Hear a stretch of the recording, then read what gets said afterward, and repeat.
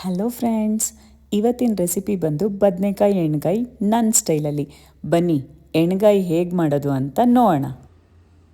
ಎಣ್ಗಾಯಿ ಮಾಡಲಿಕ್ಕೆ ಫಸ್ಟ್ ಏನೇನು ಬೇಕು ಅಂತ ನೋಡೋಣ. ಬದನೆಕಾಯಿ ಕ್ಲೀನ್ ಮಾಡಿ ಇಟ್ಕೊಂಡಿದ್ದೀನಿ, ಈರುಳ್ಳಿ, ಸಾಸಿವೆ, ಕರ್ಬೇವಿನ ಸೊಪ್ಪು, ಸ್ವಲ್ಪ ಚಿಕ್ಕದು ಹುಣಸೆ ಹಣ್ಣು ರಸ ತೆಗೆದಿಟ್ಕೊಂಡಿದ್ದೀನಿ, ಮತ್ತು ತೆಂಗಿನಕಾಯಿ, ಕಡಲೆಕಾಯಿ ಬೀಜ, ಹುಚ್ಚೆಳ್ಳು, ಧನಿಯಾ ಪುಡಿ, ಖಾರದ ಪುಡಿ, ಕಡಲೆಕಾಯಿ ಬೀಜ ಇಷ್ಟು ಫ್ರೈ ಆದಮೇಲೆ ಹುಚ್ಚೆಳ್ಳು ಹಾಕೋತಾ ಇದ್ದೀನಿ. ಹುಚ್ಚೆಳ್ಳನ್ನು ಇವಾಗ ಸ್ವಲ್ಪ ಫ್ರೈ ಮಾಡ್ಕೊಳ್ಳೋಣ.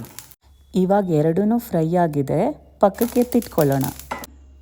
ಇವಾಗ ಫಸ್ಟು ಮಸಾಲೆಗೆ ಹುರಿದಿಟ್ಕೊಂಡಿರೋ ಕಡಲೆಕಾಯಿ ಬೀಜ ಮತ್ತು ಹುಚ್ಚೆಳ್ಳು ಹಾಕೋತಾ ಇದ್ದೀನಿ, ಕಡಲೆ ಹಾಕೋತಾ ಇದ್ದೀನಿ, ಟೇಸ್ಟಿಗೆ ಎಷ್ಟು ಬೇಕೋ ಅಷ್ಟು ಸಾಲ್ಟ್ ಹಾಕೋತಾ ಇದ್ದೀನಿ, ಖಾರದ ಪುಡಿ ಹಾಕೋತಾ ಇದ್ದೀನಿ, ಸಾಂಬಾರು ಪೌಡರ್ ಹಾಕೋತಾ ಇದ್ದೀನಿ, ಹುಣಸೆ ರಸ ಹಾಕೋತಿದ್ದೀನಿ, ತೆಂಗಿನಕಾಯಿ ಹಾಕೋತಾ ಇದ್ದೀನಿ.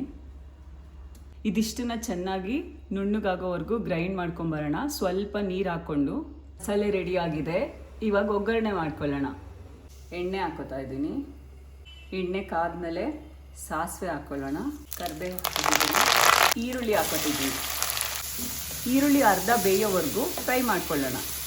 ಈರುಳ್ಳಿ ಇಷ್ಟು ಫ್ರೈ ಆದಮೇಲೆ ಸ್ಟವ್ ಆಫ್ ಮಾಡಿಕೊಂಡು ಮಿಕ್ಸಿ ಮಾಡ್ಕೊಂಡಿರೋ ಮಸಾಲನೆಲ್ಲ ಇದಕ್ಕೆ ಹಾಕ್ಕೊಳ್ಳೋಣ.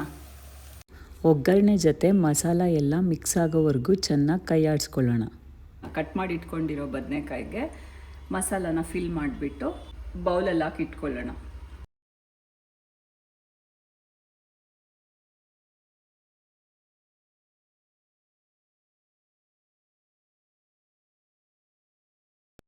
ಸ್ಟವ್ ಆನ್ ಮಾಡಿಕೊಂಡು ಸ್ವಲ್ಪ ಎಣ್ಣೆ ಹಾಕೊಳ್ಳೋಣ. ಬದನೆಕಾಯಿನ ಕುಕ್ಕರ್ಗಿಟ್ಟು 1 ವಿಷಲ್ ಕೂಗಿಸ್ಕೊಂಡ್ರೆ ಎಣ್ಗಾಯಿ ರೆಡಿ ಆಯಿತು.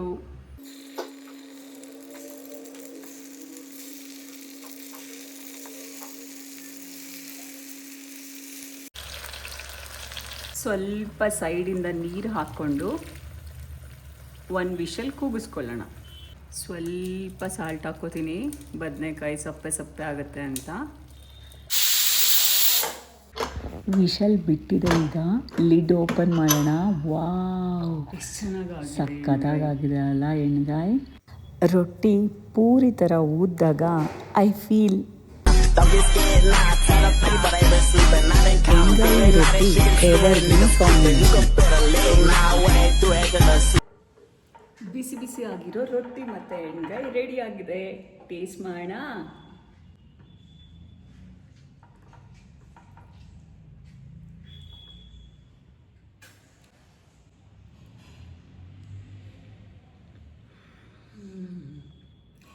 ಸಕ್ಕತ್ತಾಗಿದೆ. ನೀವು ಒಂದ್ಸಲ ಟ್ರೈ ಮಾಡಿ.